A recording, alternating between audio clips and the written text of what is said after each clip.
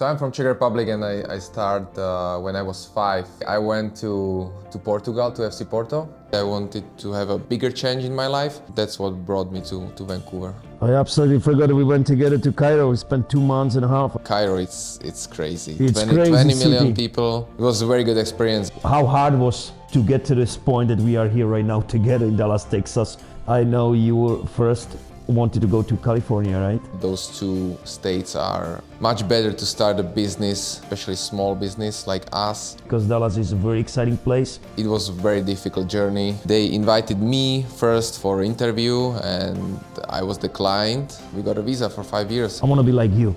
I just quit my job, I want to be you. What do you need? It's tough, but it's worth it. We put a lot of attention to the coaching. I think the coaching for us is the key. If you really love that and you decide to do that, I would just go for that. We want to be the best in Texas. What's up, champs? Today, Saturday here in Dallas, Texas. We are at our VSA office together with Alex, who is trainer. Trainer, yes. I'm going to ask him a couple of questions and we're going to start right now. So first question for you is, tell us a little bit about yourself and your soccer history. As a player now. As a player, so I'm from Czech Republic and I started when I was 5 with my brother's team. He's 2 years older, so basically for the first 6 years I played 2 years up, which was very, very beneficial for me. And then once we were moving to Austria and back to Czech Republic, then I joined the Academy of Sparta Prague when I was 15. And I'm a Slavia fan. After that, maybe won't work for us. After that, I went to Portugal, to FC Porto, where I spent 1.5 years in under 17 and under 19, and then I came back to Czech to finish my high school actually because I quit for 1 year. After that, it was like up and downs because of my injury. When I was 19, I broke my bone on my left foot. But I recovered from that and through 4th division, I made it to 1st division in Czech Republic. And I also played a lower division in Germany. It was 4th division. And when I was 29, I quit and I finished my professional soccer career in Czech Republic. Before I ask you second question, tell us what was the difference between Sparta Prague and FC Porto in terms of clubs and soccer? So big change for you? It was a huge change because there was mostly players, of course, from Portugal, Spain, Brazil or South American players. And they were more like about to play more, use those skills, and they enjoy the game more than us in Czech Republic, I think. In the Czech Republic it was more about the structure, more about to play tactical. And I would say like in Porto when I came there, it was freedom for all players. Of course you had like tactical stuff that you need to follow, but they encourage the players to try to be those players, especially in offensive half of the field, right? And to create those chances, 1 against 1, 1 against 2, and they didn't care much about losing the ball for those offensive players, and they wanted to play more like everything on the ground and more creative than in Czech Republic, I would say. What about city and food? So, what about girls in Portugal? Well, I was 17 in that moment, so It's the best time for you. If you compare Czech girls with Portugal. well, you cannot compare Czech girls to. They're the best. They are the best. See, Czech, Slovakian, Swedish, Russian, Ukrainian, the most beautiful. And of course, US, Canadian, Italian, and anyway. Yeah, and if I say city is actually very beautiful, and I love Prague. It's my hometown. They are similar with the old towns and small streets, but I was there more like to get better and to play soccer than exploring the city. But it's a beautiful city. I would recommend everyone to go there. So the second question, I know we both met. We didn't know each other from Czech Republic. We both met in Canada. So what brought you to Vancouver? So my best friend Marek, he's there already in Vancouver for 11 years, 10, 11 years, I believe. And I finished my career and I wanted to travel a little bit. I wanted to have a bigger change in my life. So I got a working holiday visa and moved there during the COVID in September 2020. And that's what brought me to Vancouver. So you spent 1 year in Vancouver, and after one year in Vancouver, you returned back to Czech Republic? Yes, so basically right after I arrived to Vancouver, there was 14 days quarantine in that day, in that time. Then we met and right away I started coaching, right? So after 1 year of coaching and living in Vancouver, I came back, and meanwhile we already spoke about states, right? But before that we basically went to Egypt for adventure, for five weeks adventure, right, together. 3 months, yeah. 2 months. And between states and Vancouver, I was working on the Prague VSA training program there. So I started with 6 players, and then we grew with Richie, right? Richie's our head coach in Prague at the moment, head trainer. So when you went back to Czech Republic after 1 year coaching in Canada, so did you have in your mind that you want to stay in coaching? That's what you really want to do in your life? Next step? Definitely. I want to stay in soccer, in football. So I was pretty sure that I wanna do this for living and for. I absolutely forgot we went together to Cairo. We spent 2 months and a half, actually, almost 2 months and a half in Cairo. It was absolutely different world, right? Well, I was in Egypt actually for first time in my life, and Cairo, it's crazy. It's 20 million city. people. Old Cairo, new Cairo. You cannot compare the old traditions and more like conservative, right? The older Cairo, old Cairo. And then they're building the shopping malls and fields and private fields and country clubs and everything. So it was a very good experience, and we still have there like good connection, few kids and coaches, which who I think we will stay friends forever because they are very good people. Yeah, the Cairo is crazy, the old Cairo, right? And they're building new Cairo outside of the city, and people, they should go and just visit Cairo, because for me, I've been there a few times and I still love it, coming back. But then after you got back to from Vancouver, you had in your mind that you want to move to US. So it took us. So how hard was to get to this point that we are here right now together in Dallas, Texas, starting from talking to lawyers? And I know you were first wanted to go to California, right?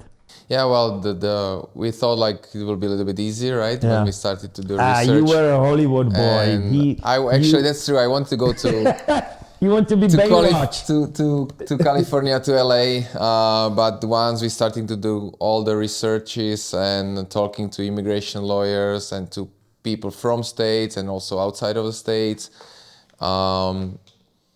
everybody recommended us to go to either Texas or Florida. We had actually call with former professional goalkeeper Kamil Chontofalski, and he also told us like those 2 states are much better to start a business, especially small business like us. And it was a very difficult journey because it took us 9 years from the day. 9 years. That would be a long time. 9 months. It took us 9 months approximately 9 months from the first touch with our immigration lawyers until the approval of the visa. Taking long. Yeah. So we basically had to pay a lot of money to lawyers, and they processed all the documents, paperwork, everything. It was emailing back and forth to have all those necessary documents like passports, CVs, and the business plan and everything. And they collected a lot of information, a lot of papers, a lot of pages, and then they sent it to embassy, right? So they invited me first for an interview, and I was declined. So we basically, the reason was that we haven't spent enough money, like to risk those money ahead, right? The money who you will never see again, even if they don't give you visa. So that immediately we start to spend more money for equipment, for the field, and it was still kind of risky because they could even decline your application and your interview. But I was the lucky one. it was a lucky one. In December. I scored the last goal. Yeah. And it was December, no? It was December 8th or December 9th, I think, in Prague at the embassy, and we got a visa for 5 years until And I remember December 27. Almost 1 year he was drilling me there. He was drilling me almost 1 year, and then he was always telling me he didn't want to give us visa, and that was hard though. But at the end, we got lucky because he saw our academy in Canada and he gave us chance. But it's not easy to come to US, especially from outside, right? And start small business like that. It's tough, but it's worth it. Yeah, it's worth it. Okay, so next question is, so now you obviously after you finish your playing career, you started as a coach, but you went straight to skills coaching. Means we all know that team training and skills training is different, right? So what do you think? What's the difference between the team coach and skills coach? Like in your eyes, from your experience, because you never trained any team. No. I never trained, and but you have experience from your playing career, so from your playing history. So what do you think it's difference between those two? So I think the biggest difference is that skills coach is much more involved in the practice than the team trainer or team coach, right? And I wanted to still be active coach and more involved. And when I saw what you do or what you guys do in Vancouver, then I knew that I want to be skills coach. I'm not saying I never will be or will be thinking about to be a team coach, maybe in the future, but not for next years, because I still want to be on the field, to be in touch with those players, to have small groups and to be in close contact with those players and see their improvement. And for me, it's more fun, right? I also like tactical stuff, but I'm not in the phase of coaching or training that I would like to be head coach or team trainer, team coach at the moment. So I think the biggest, as I said at the beginning, the biggest difference is that skills coach is involved a lot. And you have to be skilled. Obviously, you cannot teach soccer. You cannot be skills coach if you don't know how to kick the ball. Although we saw many coaches, they call themselves skills coaches, but they don't know how to kick the ball. But that's true. You have to, everything what you want from kids, you have to show them, right? Of course, it happens that even us, we make mistakes. Now everybody makes mistakes, and not me. And but you have to be able to show them, yeah, to be example, right? Right. Whatever you want from them, you basically should be able to do that, right? It's not like team training, you are okay to just stand and make a training and or run substitution. But I'm not saying that team coaches are not important. No, they are very important. They are totally it's different. different jobs in players' Yeah. journey, right?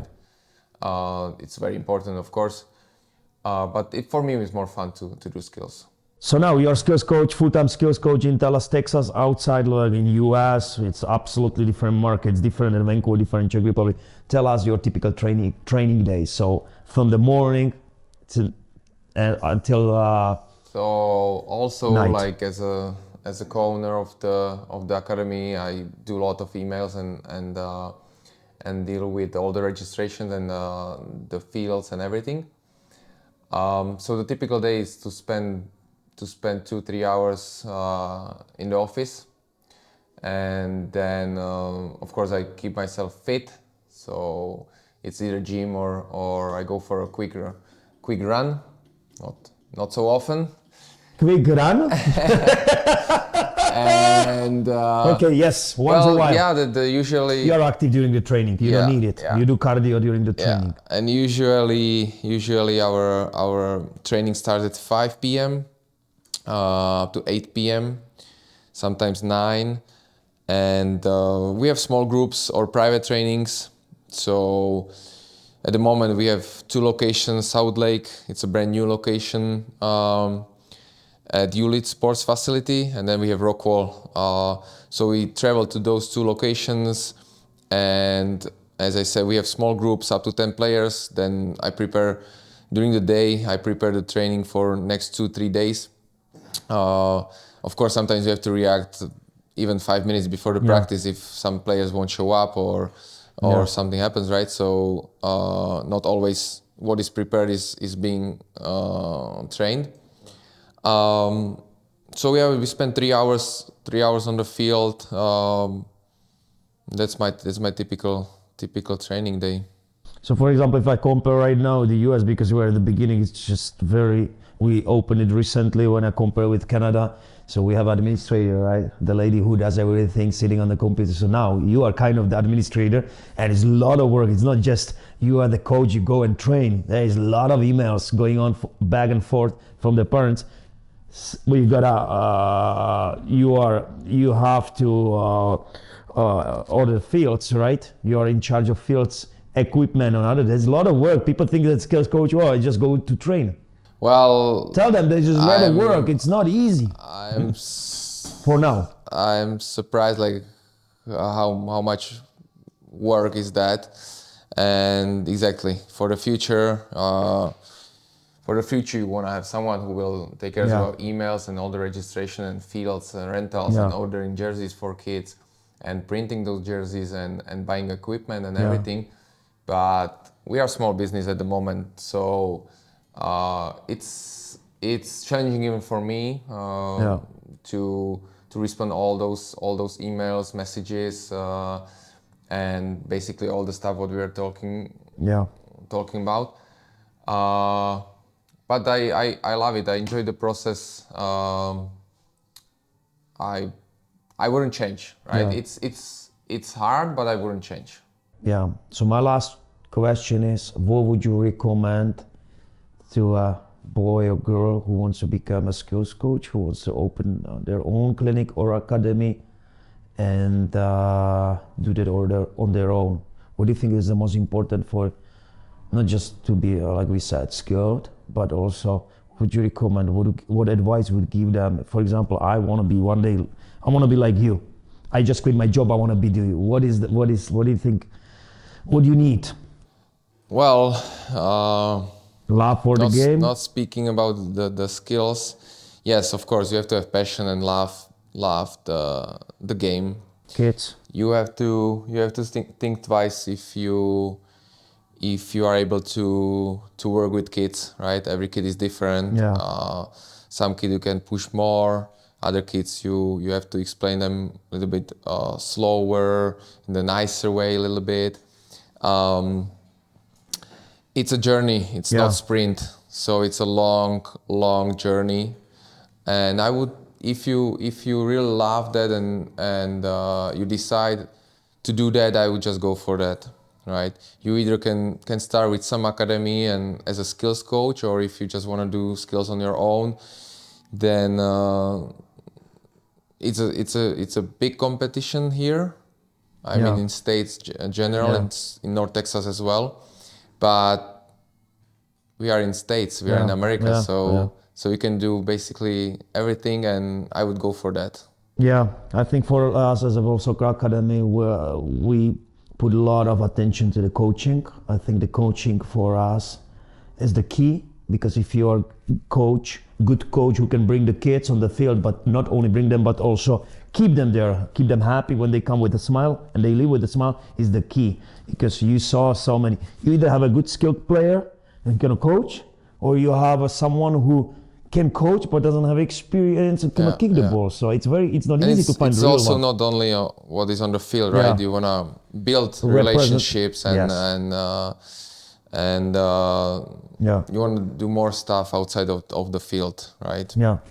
So, but I would, as I said, I wouldn't change. For me, right now it's good because we've been here for 1 year and we did a lot of work. So I'm excited for what is gonna happen next 6 months, especially with the new facility right now. So we're gonna do another video with Alex in, let's say, next 3 months before the summer, and you guys gonna see the progress because we're growing every day, right? We're getting players every day. Every day, I mean, the next this year, 2024, it's one of the most important year in the academy and also in my life. So we will grow a lot. We believe in our skills. We believe in our team of coaches, of trainers, and all the people around. Without them, of course, wouldn't be possible to be here, right? Without all the VSA staff in Vancouver, in Uganda, in Egypt, in Czech Republic.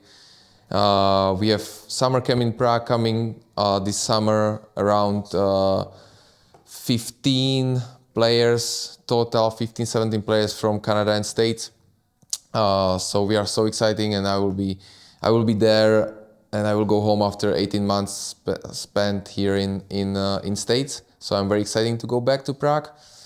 And as I said, this year is our year. But there's gonna be also Czech kids, right? It's not only 17 It's gonna kids. be 65, 70 kids around from 80 Czech players Republic. together. Total.